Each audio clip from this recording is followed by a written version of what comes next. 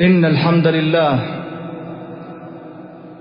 نحمده ونستعينه ونستغفره ونعوذ بالله من شرور أنفسنا ومن سيئات أعمالنا.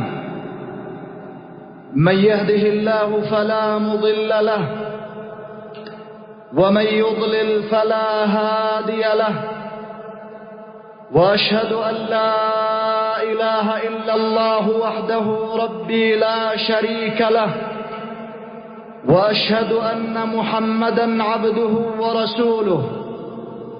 يا أيها الذين آمنوا اتقوا الله حق تقاته ولا تموتن إلا وأنتم مسلمون. يا أيها الناس اتقوا ربكم الذي خلقكم من نفس واحدة وخلق منها زوجها وبث منهما رجالا كثيرا ونساء، واتقوا الله الذي تساءلون به والأرحام إن الله كان عليكم رقيبا. يا أيها الذين آمنوا اتقوا الله وقولوا قولا سديدا يصلح لكم أعمالكم ويغفر لكم ذنوبكم، ومن يطع الله ورسوله فقد فاز فوزا عظيما.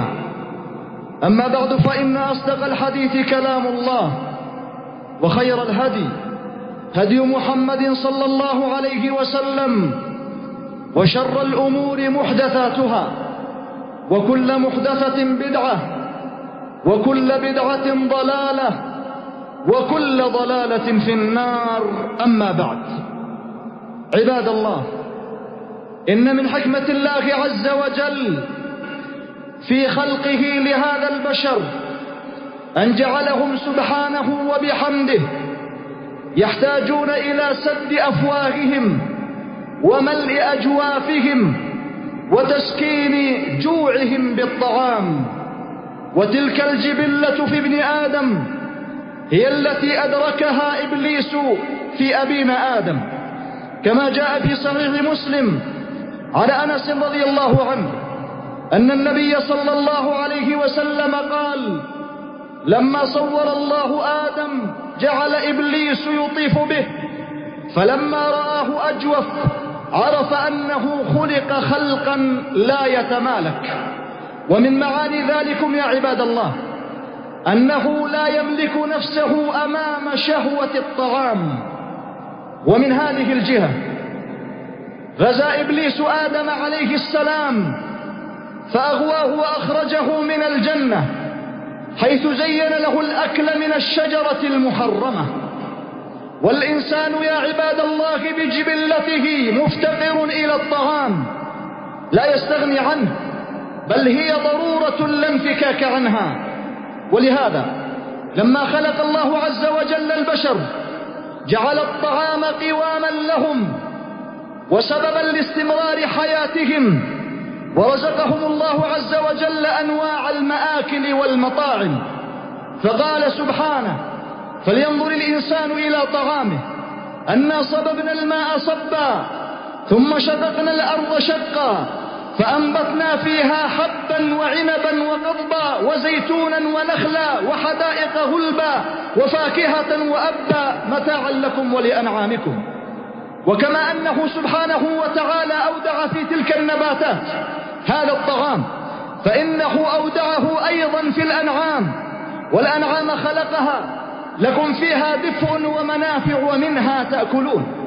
وسبحان من ساق إلى الإنسان طعامه بحسب حاله ومراحله، فالجنين يأتيه الطعام من باب واحد وهو الحبل السري، فإذا خرج إلى الدنيا فتح الله عز وجل له بدل الباب بابين وهما أطيب وهما الثديان، فإذا كبر فتح الله له بدل البابين 4 أبواب، بابين من الزروع والنبات وهما الحبوب والثمار، وبابين من الأنعام وهما اللحوم والألبان.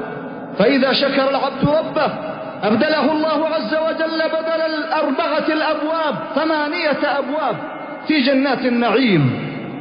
هذا وقد أخبر سبحانه وتعالى وبين أن خلقه عز وجل للطعام دليل من أدلة ربوبيته وإلهيته. قال أغير الله أتخذ وليا فاطر السماوات والأرض وهو يطعم ولا يطعم سبحانه وبحمده. ولما ذكر عز وجل أن الغاية من خلق الجن والإنس أن يعبد ويوحد، أشار سبحانه وتعالى إلى خلقه للطعام فقال: ما أريد منهم من رزق وما أريد أن يطعمون إن الله هو الرزاق ذو القوة المتين. وقال الخليل إبراهيم عليه السلام وهو يذكر أدلة الربوبية والألوهية: الذي خلقني فهو يهدين، والذي هو يطعمني ويسقين، وإذا مرضت فهو يشفين. إن العباد جميعا مفتقرون إلى الله عز وجل في كل شيء، ومن ذلك افتقارهم إلى الله فيما يتعلق بالطعام. قال الله في الحديث القدسي: يا عبادي كلكم جائع إلا من أطعمته فاستطعموني أطعمكم. ثم إن الله عز وجل شرع لعباده من الشرائع ما يتوافق مع حاجتهم وما يلبي رغبتهم ويسكن جوعهم، ليوافق التقدير الكوني التقرير الشرعي. فجعل سبحانه وتعالى الأصل حل الطعام، ولا يحرم من ذلك إلا ما خبث لضرره على الإنسان. يا أيها الذين آمنوا كلوا من الطيبات. ومن أخص أوصافه صلى الله عليه وسلم أنه يحل لهم الطيبات ويحرم عليهم الخبائث. وإنما كان تحريم بعض الطعام الطيب إنما كان نوع من العقوبة على بني إسرائيل لعصيانهم لله عز وجل. فبظلم من الذين هادوا حرمنا عليهم طيبات أحلت لهم. ثم إن من تأمل في الشريعة الغراء وجدها قد أولت معايش الناس عناية عظيمة، فسدت كل طريق يؤدي إلى التضييق على الناس في معايشهم ومطاعمهم كالاحتكار ونحوه، وفتحت الطرق التي تؤدي إلى التسهيل لمعايش الناس وأرزاقهم ومطاعمهم. ومن هنا يا عباد الله كان من الأعمال العظيمة الجليلة التي ندبت إليها الشريعة وحضت ودعت إليها وحثت هو إطعام الطعام. فذلكم عمل جليل وعبادة عظيمة، هي من أجل العبادات ومن أعظم القربات، لها أهمية بالغة ومكانة سامية تتجلى أهميتها في أمور منها. أولها الأمر بها، فقد تواردت الآيات القرآنية والأحاديث النبوية تحث عليها وتندب إليها وتدعو إليها. فكم هي الآيات وكم هي الأحاديث التي تأمر بذلك بأساليب متعددة. ومن ذلك أنه سبحانه وتعالى لما ذكر ذبح الهدي قال عز وجل: فكلوا منها وأطعموا البائس الفقير، فكلوا منها وأطعموا القانع والمعتر. وكما أمرنا القرآن بإطعام الطعام فقد أمرنا بذلك نبينا صلى الله عليه وسلم. ففي صحيح البخاري عن أبي موسى الأشعري عن النبي صلى الله عليه وسلم أنه قال: فكوا العاني وأطعموا الجائع وعودوا المريض. كما أن مما يدل على أهمية إطعام الطعام أنه من أوائل دعوة النبي صلى الله عليه وسلم.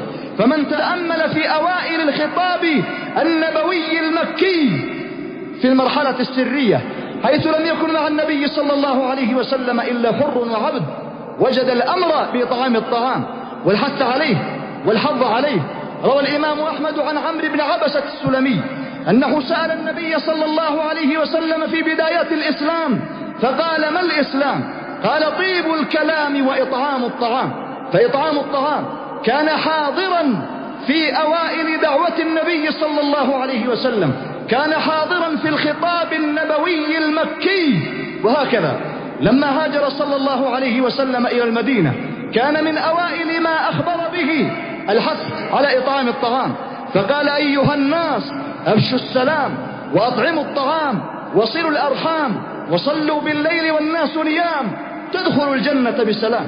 كما أن مما يدل على أهمية إطعام الطعام أن كثيرا من التشريعات جاءت لتعضد هذا الأمر وتؤيده وتؤكده.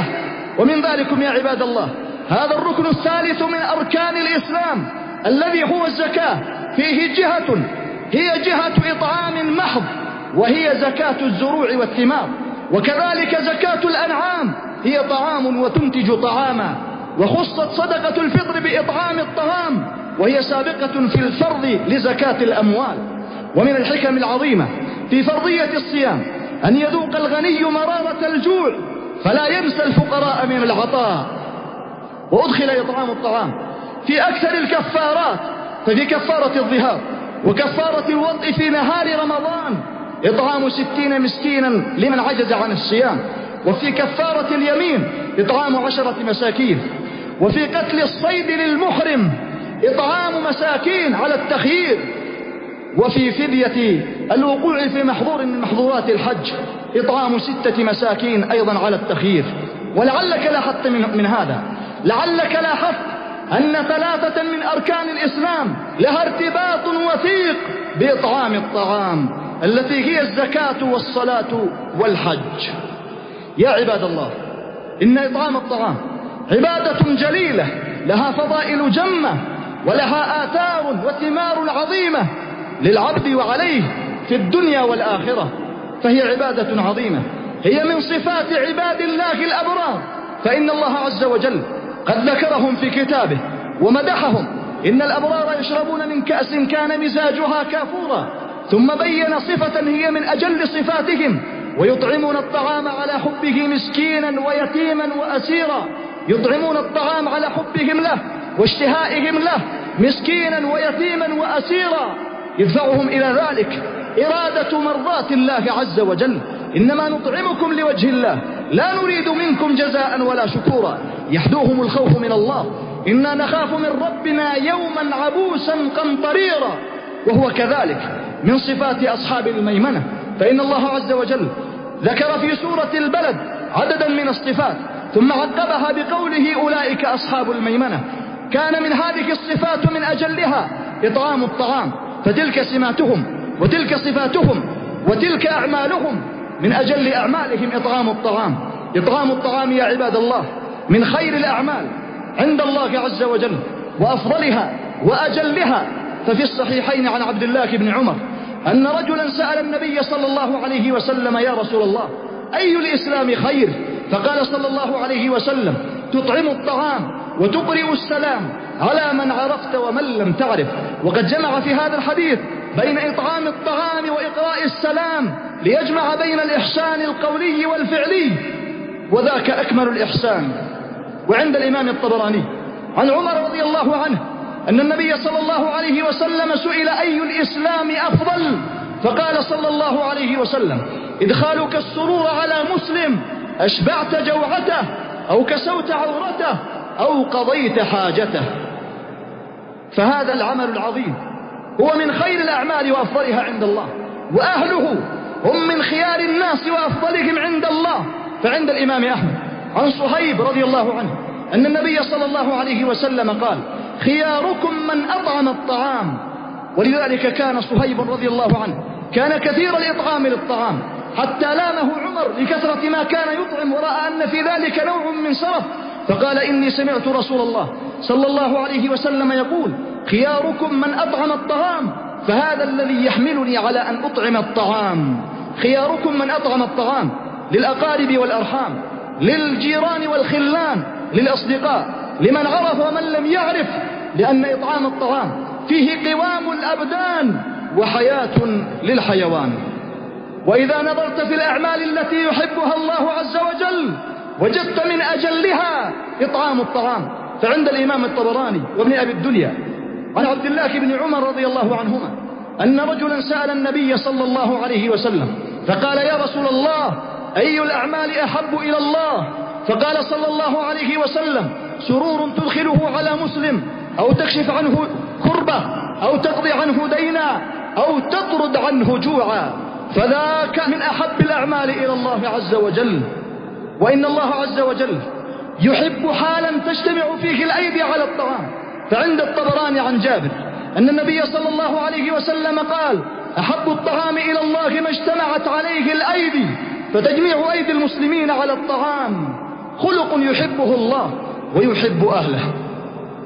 وإذا تأملت في الأعمال الصالحة ذات المكانة العالية والمنزلة الرفيعة والأجور العظيمة والثواب الجزيل، وجدت أن إطعام الطعام تبوأ منها مكانة عالية ومقاما ساميا له أجره العظيم وثوابه الجزيل، ولأجل ذلك يختصم فيه الملأ الأعلى أيهم يسجل وأيهم يحفظ هذا العمل. فعند الترمذي عن معاذ أن النبي صلى الله عليه وسلم قال: يختصم الملأ الأعلى في الكفارات والدرجات.